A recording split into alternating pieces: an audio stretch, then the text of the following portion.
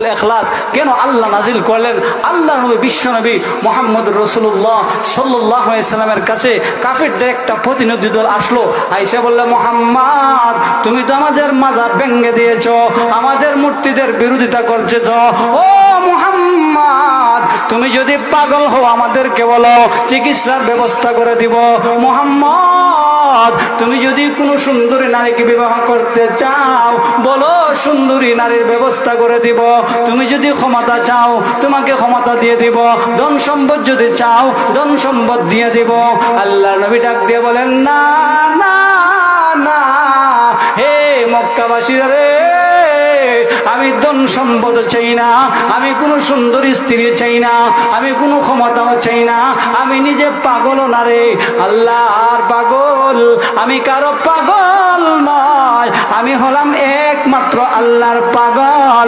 মক্কাবাসীরা রে, তোমরা বলো, কুলু লা ইলাহা ইল্লাল্লাহ ফাদাখালাল জান্নাহ। হে মক্কাবাসীরা, তোমরা বলো লা ইলাহা ইল্লাল্লাহ, এক আল্লাহ ছাড়া কোনো মাবুদ নাই, আমার আল্লাহ এক, আমার আল্লাহ অদ্বিতীয়, অতএব আল্লাহর ইবাদত বন্দি করো, মূর্তি পূজাকে ছেড়ে দাও। তখন কাফির কুফাররা বলে, হে মুহাম্মদ তুমি যে আল্লাহর কথা বলতেছ রে মুহাম্মদ, বলো তোমার আল্লাহর পরিচয়টা আমাদেরকে দাও। তোমার আল্লাহর বাবার নাম কি? তোমার আল্লাহর দাদার নাম কি? তোমার আল্লাহর বংশ পরিচয় কি?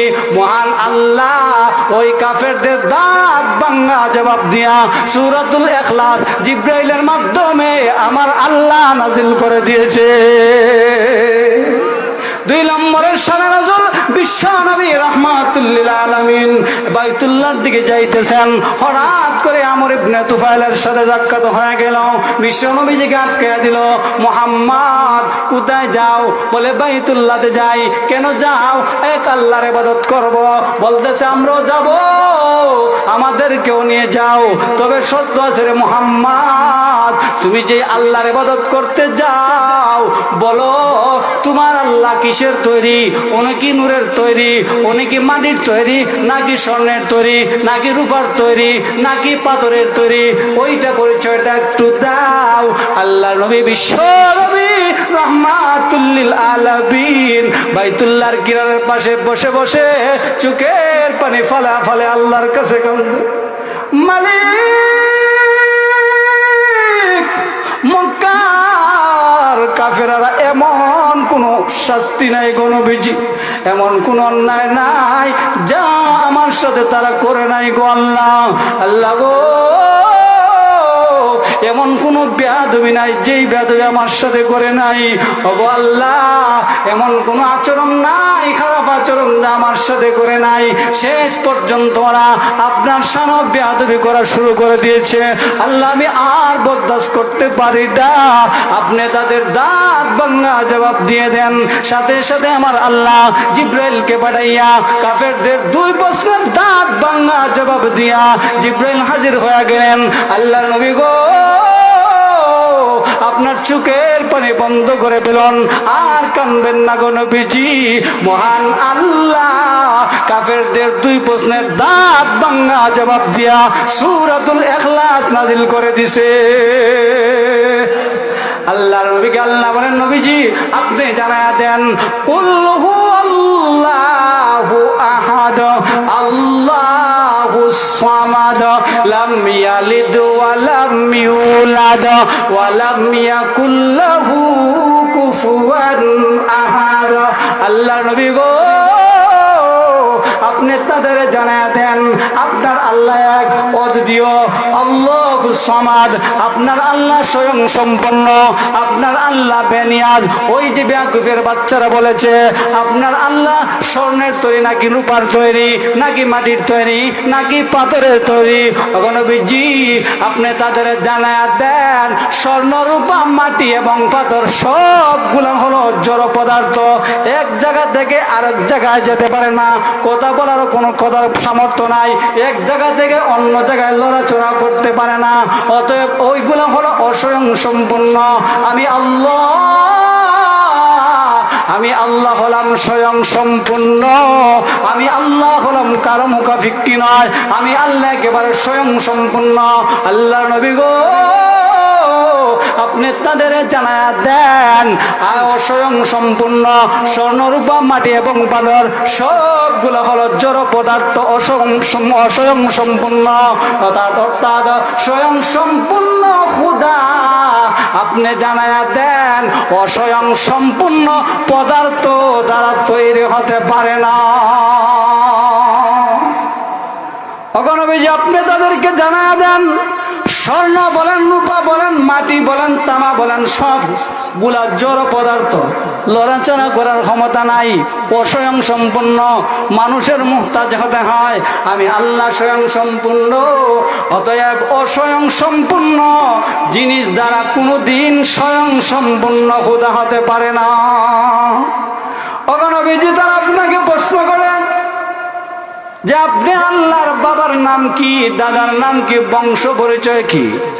নবী গো আপনি জানায়া দেন লাম ইয়ালিদ ওয়ালাম ইউলাদ ওয়ালাম ইয়াকুল লাহু কুফুয়ান আহাদ।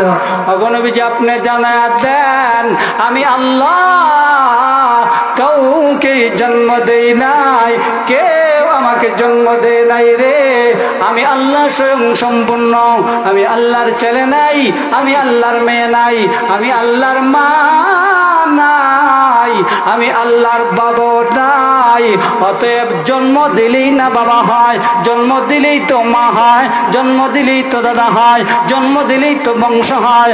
নবীজি আপনি জানায়া দেন লাম ইয়ালিদ ওয়ালাম ইউলাদ ওয়ালাম ইয়াকুল লাহু কুফুয়ান আহাদ। আমি আল্লাহ কাউকে জন্ম দেই নাই, কেউ আমাকে জন্ম দেয় নাই রে। অতএব আমি আল্লাহর কোনো বংশ নাই। নবীজি আপনি তাদেরকে জানায়া দেন আমি আল্লাহ কাউকে জন্ম দেই নাই, কেউ আমাকে জন্ম দেয় নাই। অতএব জন্ম দিলেই তো বাবা হয়, জন্ম নিলেই তো বাবা হয়, মা হওয়া যায়, দাদা হয়, পদ দাদা হয়, বংশ হয়। আমি তো কাউকে জন্ম দেই নাই, কেউ তো আমাকে জন্ম দেয় নাই। অতএব আমার বংশ করতে হবে, আমার তো বংশ হওয়ার কথা না। এই জন্য আপনি তাদেরকে জানায় দেন লাম ইয়ালিদ ওয়ালাম ইউলাদ ওয়ালাম ইয়াকুল লাহু কুফুয়ান আহাদ। আমি আল্লাহ কাউকে জন্ম দেই নাই, কেউ আমাকে জন্ম দেয় নাই, ওয়ালাম ইয়াকুল লাহু কুফুয়ান আহাদ। এবং আমি আল্লাহর সমকক্ষ আসমানের উপরে আর জমিনের উপরে আর কেউ নাই, আর হতেও পারে না। আমি আল্লাহর সমকক্ষ যেহেতু কেউ নাই, আমার যদি বাবা হইতো আমি আমার বাবার মুহতাজ হইতাম, আমার যদি চাচা হইতো চাচা হয়তো আমার মুহতাজ হইতো, অথবা আমি তার মুহতাজ হইতাম, আমার যদি দাদা হইতো আমি তার মুহতাজ হইতাম, অথবা সে আমার মুহতাজ হইতো। অতএব আমি আল্লাহ কারো মুখাফিক্য নই, আমি আল্লাহ একেবারে স্বয়ং সম্পূর্ণ, আমি আল্লাহর সমকক্ষ কেউ নাই। আপনি তাদের জানায়া দেন পরিপূর্ণ আল্লাহর পরিচয় সূরাতুল ইখলাসের মধ্যে মহান আল্লাহ দিয়েছেন।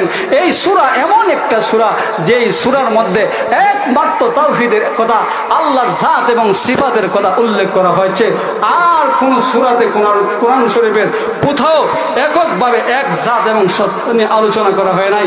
শুধু সূরাতুল ইখলাস কুল হু আল্লাহ সূরার মধ্যে আল্লাহর জাত এবং সিফাত নিয়ে আলোচনা করা হয়েছে। এই জন্য আল্লাহ নবীকে আল্লাহ বলেন নবী গো আপনি জানায়া দেন কুল হু আল্লাহু আহাদ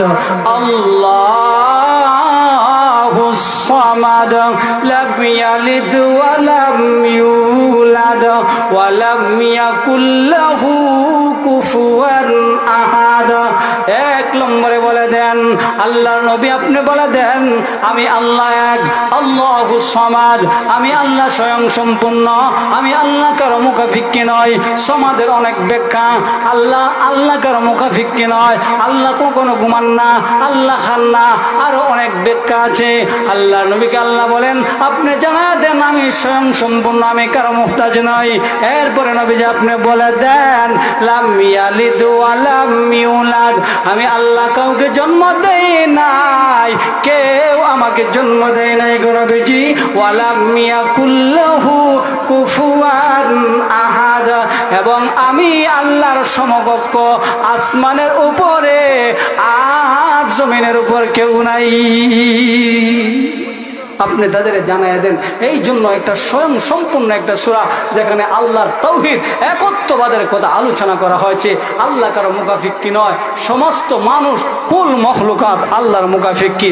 তারা স্বর্ণ দিয়া মূর্তি বানায়, মাটি দিয়া মূর্তি বানায়, আল্লাহ তারা একেবারে আপনার তামা দিয়া মূর্তি বানায়, ওরা পাথর দিয়া মূর্তি বানায়। কিন্তু মূর্তি যে বানায় বলেন তো, তাদের মূর্তির পিছন দিয়ে আবার বাঁশ একটা ধাক্কা দিয়ে ঢুকায় দেয়, এটা ঢুকায় খাড়া করে রেখে দেয়। কুত্তায় যদি আইসা প্রস্রাব করে, তাদের খোদা এই কুত্তার প্রস্রাব ঠেকানোর ক্ষমতা আছে?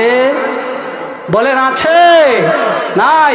যদি একটা মশা আর মাছি তাদের খোদার উপরে আইসা বসে, হাত দ্বারা পরানোর ক্ষমতা আছে? তাড়ানোর কোনো ক্ষমতা আছে? কোনো ক্ষমতা নেই। কারণ বানাইছে এটা মাটি দিয়া, বানাইছে এটা স্বর্ণ দিয়া, বানাইছে এটা পাথর দিয়া। স্বর্ণ, পাথর, রূপ এইগুলো তো জড় পদার্থ। এক জায়গা থেকে আরেক জায়গা যাওয়ার কোনো ক্ষমতা আছে? কথা বলতে পারবে না, বলতে পারবে না।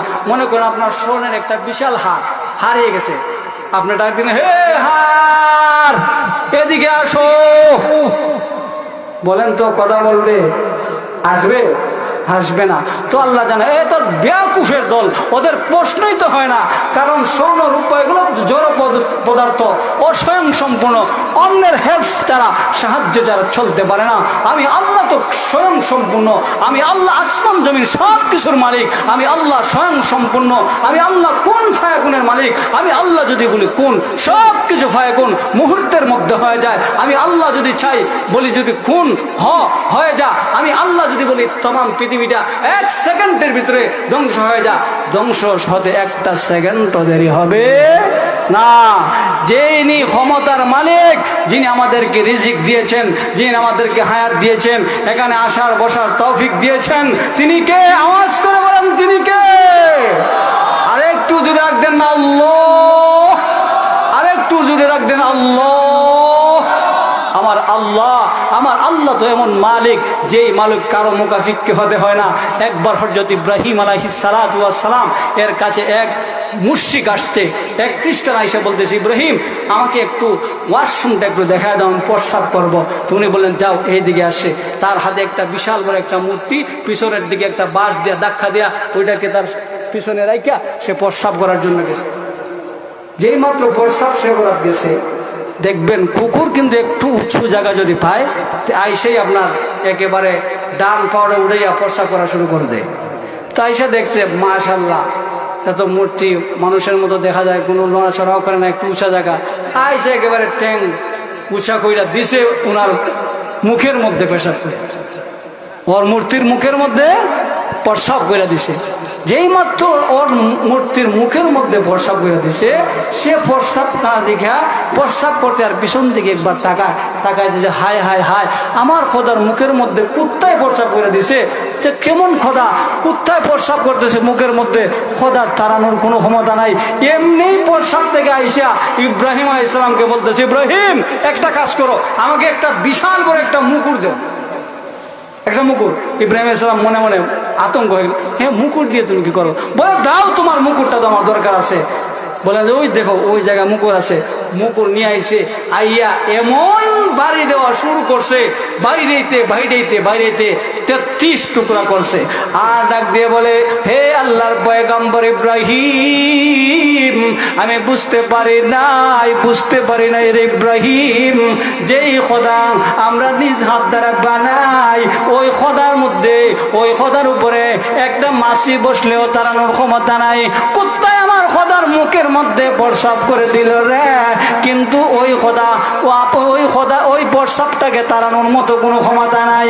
কুত্তার প্রস্রাবটা বারণ করার কোনো ক্ষমতা নাই, নড়াচড়া করার কোনো ক্ষমতা নাই। কুত্তাকে বারণ যে খোদা করতে পারে না। আরে ইব্রাহিম বিশ্বাস হয়ে গেছে রে, এমন খোদা কঠিন কিয়ামতের ময়দানে আমাদেরকেও জান্নাতে নিতে পারে না। হে ইব্রাহিম, আর দেরি করতে চাই না রে ইব্রাহিম, এই মুহূর্তে আমাকে কালিমা পড়াইয়া মুসলমান বানায়া দাও।